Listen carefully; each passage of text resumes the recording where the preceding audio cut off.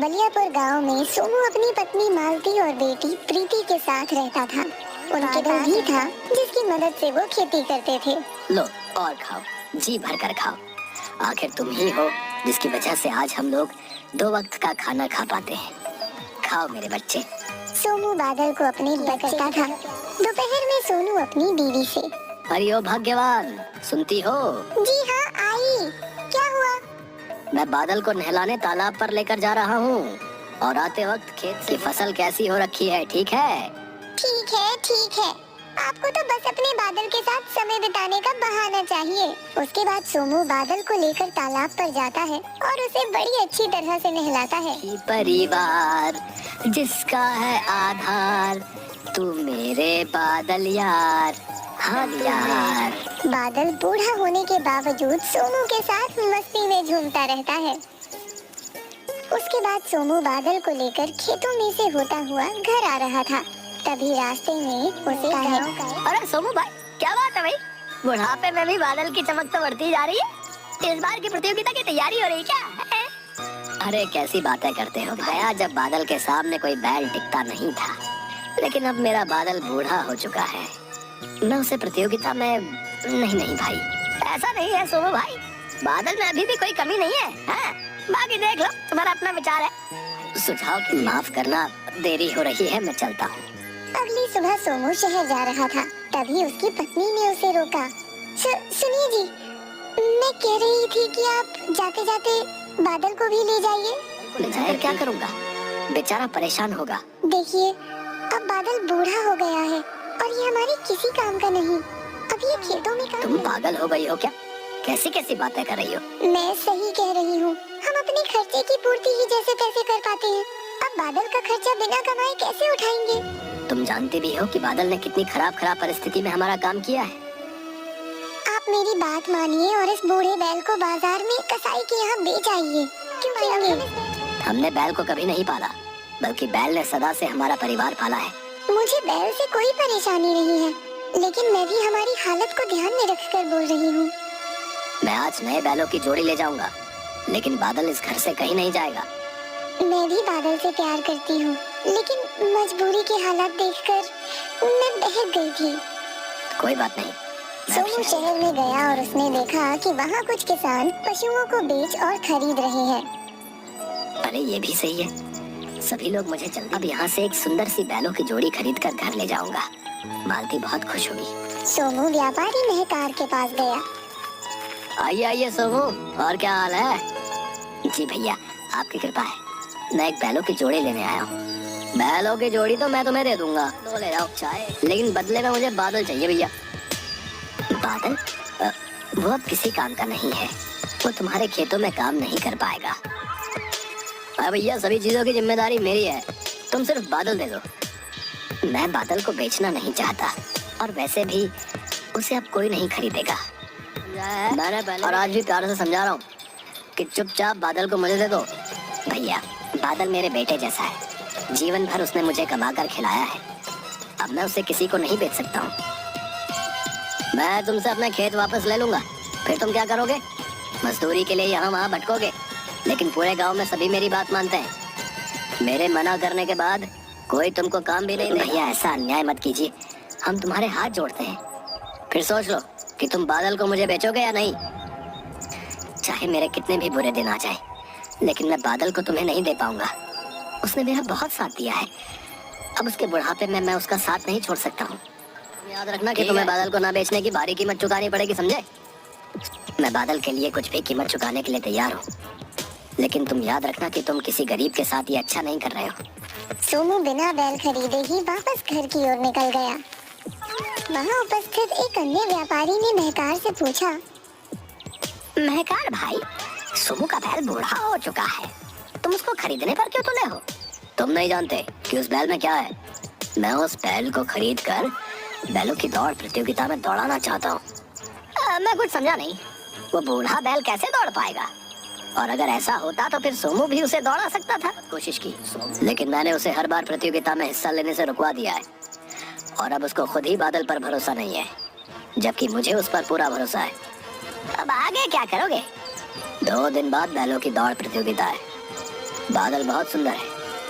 आधे से ज्यादा लोग तो उसकी सुंदरता पर ही पैसे लगा देंगे।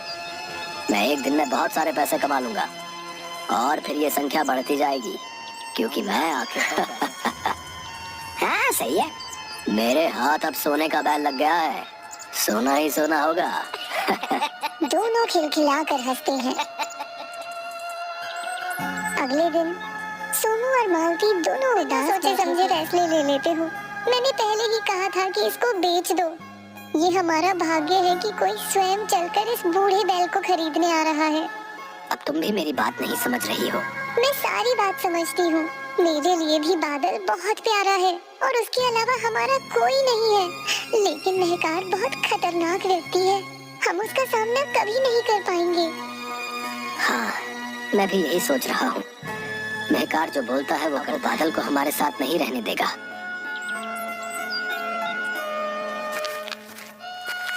सोमू और मालती बादल को पकड़कर रोने लगे। सोमू उसको पकड़कर चूमता है और फिर रोता है।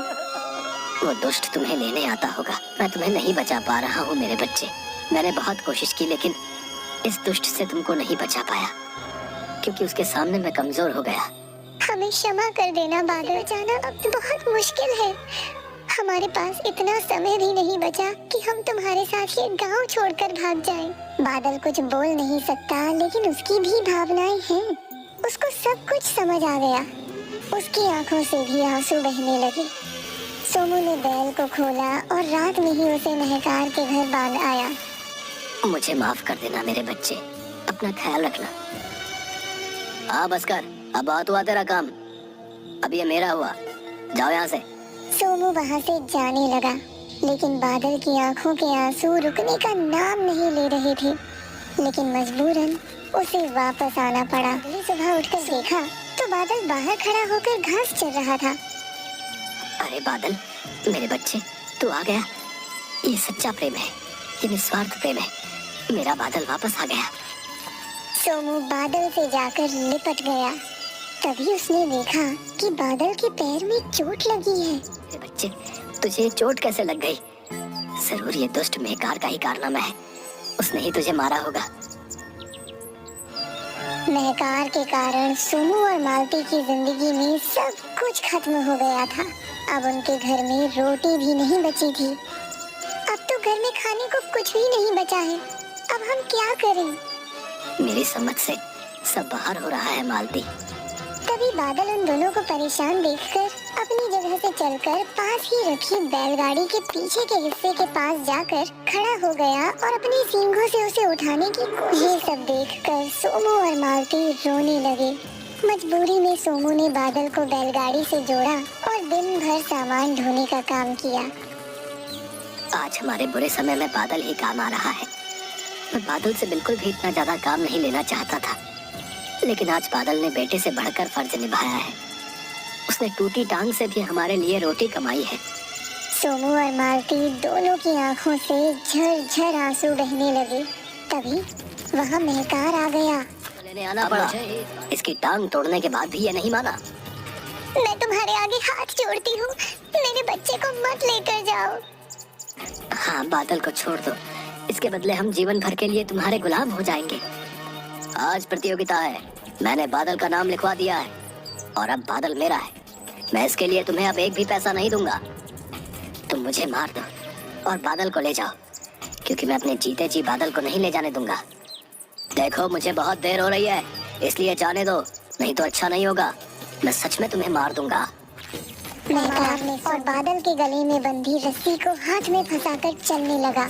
सोमू और मालती दोनों जोर जोर से रो रहे थे। बादल भी आगे कदम नहीं बढ़ा रहा था। महकार उसे जबरदस्ती अपनी ओर खींचकर आगे ले जाना चाहता था। मुझे जल्दी से प्रतियोगिता में पहुंचना है और एक तू है कि चल ही नहीं रहा। बादल को बहुत क्रोध आया। वो बहुत तेज दौड़ने लगा। महकार का हाथ उसकी रस्सी में फंस चुका था, इसलिए दौड़ना पड़ा, लेकिन ज्यादा दूर तक वो दौड़ नहीं पाया और नीचे गिर गया। महकार को पूरे गांव में जमीन पर खदेड़ा। बादल रुक जा मेरे बच्चे, वो मर जाएगा, रुक जा। गांव के सभी लोग ये देख रहे थे और कुछ देर में ही महकार की तड़प तड़प कर मौत हो गई। सोमू और मालती भी वहां पहुंचे। बादल, तुझे ये नहीं करना चाहिए, गलत किया। बादल ने जो आज किया वो उसकी मजबूरी बन गई थी। बादल दोनों के पैरों से लिपट गया। मालती और सोमू ने भी उसको गले से पकड़ लिया और तीनों का प्रेम अश्रु बनकर बुरे काम का नतीजा बुरा ही होता है।